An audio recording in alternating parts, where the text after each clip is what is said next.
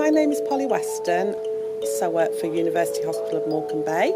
I'm the clinical lead for the Bladder and Bowel Service. We're here today as part of the BAY Dementia Hub at Trimple Social Club.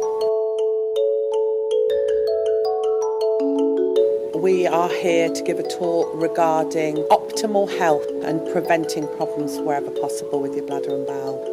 With anything where there's a long-term condition involved, so in this case any kind of memory problem, something that we've always considered part of our normal life, such as going to the toilet, becomes a problem. It could be a variety of things that go wrong, those processes that were normal to us for so many years.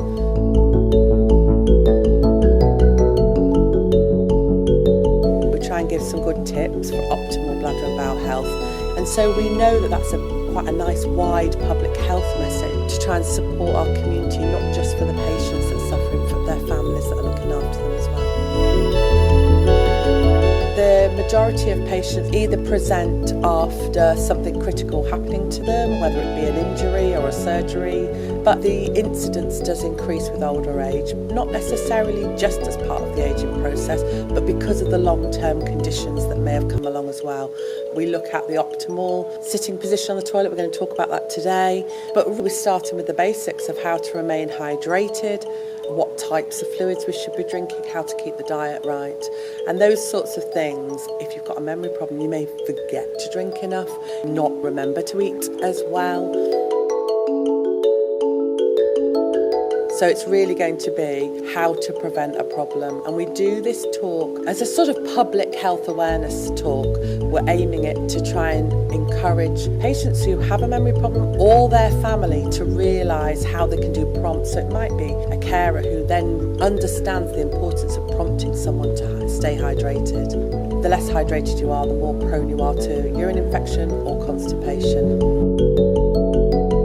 My name is Rebecca Moore and I am a staff nurse for the Bladder and Bowel team. I work for the Morecambe Bay Hospital Trust and I'm here to do a chat with my colleague about optimal bladder and bowel health. So a lot of the patients that I see in clinic, they've got functional incontinence, so they may have dementia, and I can offer a lot of guidance and support for them and for the families.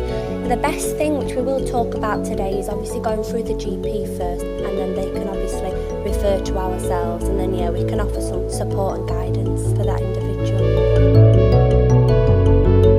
Talks like this help people to try and stay healthy longer. When someone comes to see us in clinic, sometimes we go and see them at their own home because it might be that we need to assess their bathroom. So we try and make it as individual as possible so that what they learn from us and what they gain from us is completely individual to their need. If you've got that patient on board, your main role is an educator actually, as a nurse. We're nurses, but we're educating that patient. And if they're really on board and we build that relationship correctly, we often find the patients are more willing to meet those goals, make the changes they need to, hopefully improve the bladder and bowel health, or at least get the right management so they feel more confident.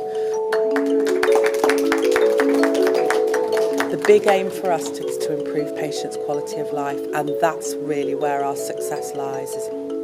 A lot of cases, they're often quite surprised at how they can actually improve their quality of life with some of the tips and hints that we give. And it's really getting those small changes to make a big difference.